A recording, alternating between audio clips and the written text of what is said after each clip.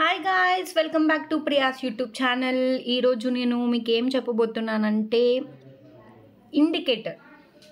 ఒక ఇండికేటర్ గురించి నేను ఎక్స్ప్లెయిన్ చేస్తాను మీకు. అదేంటంటే మనకి 1 సెకండ్. హలో. సో ఇండికేటర్ ఏంటంటే మనకి ఎందులో అయినా యూజ్ చేసుకోవచ్చు. మీరు నిఫ్టీ, బ్యాంక్ నిఫ్టీ అలా అని కాదు, ఎందులో అయినా యూజ్ చేసుకోవచ్చు. నార్మల్గా మనం రోజు చేసేది నిఫ్టీలో కాబట్టి నేను నిఫ్టీలో చూపిస్తున్నాను మీకు. ఒకసారి చెక్ చేయండి. మనకి ఇండికేటర్ నేమ్ వచ్చేసరికి వీవ్యాప్. మీకు ఆల్రెడీ అందరికీ ఐడియా ఉంటుంది వీవ్యాప్ గురించి.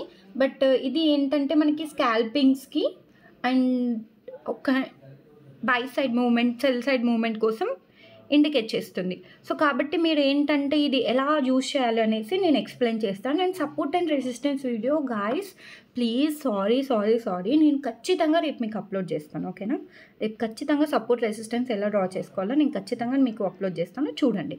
అండ్ ఇంకొక థింగ్ ఏంటంటే మనకి వీవ్యాప్ అని కొట్టండి. ఇండికేటర్స్లోకి వెళ్ళి వీవ్యాప్ అని టైప్ చేస్తే మనకి ఇక్కడ వాల్యూమ్ వెయిటెడ్ యావరేజ్ ప్రైస్ అని వచ్చింది.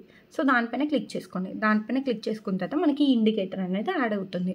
యాడ్ అయిన తర్వాత మీరు ఏం చేయాలి, ఎక్కడైతే మీకు బ్లూ కలర్ లైన్ కనిపిస్తుందో దీని ఎబోవ్ మార్కెట్ సస్టైన్ అయితే, అంటే ఒక ప్యూర్ క్యాండిల్ ఎబోవ్ క్లోజ్ ఇస్తే 15 minutes టైం ఫ్రేమ్లో you can go for by side.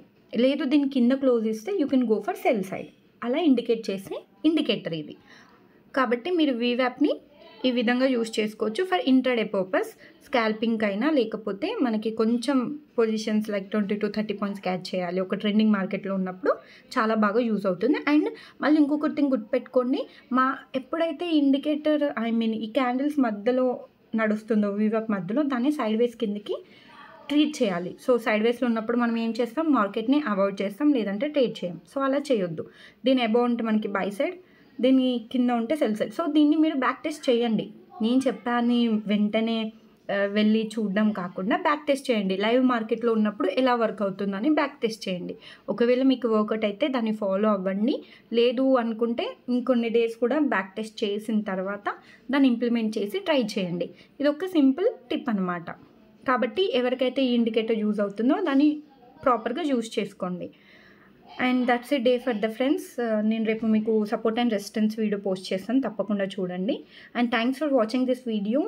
Please like this video and share to your family members. కొత్తగా ఎవరైనా చూస్తే సబ్స్క్రైబ్ చేసుకోండి. బాయ్.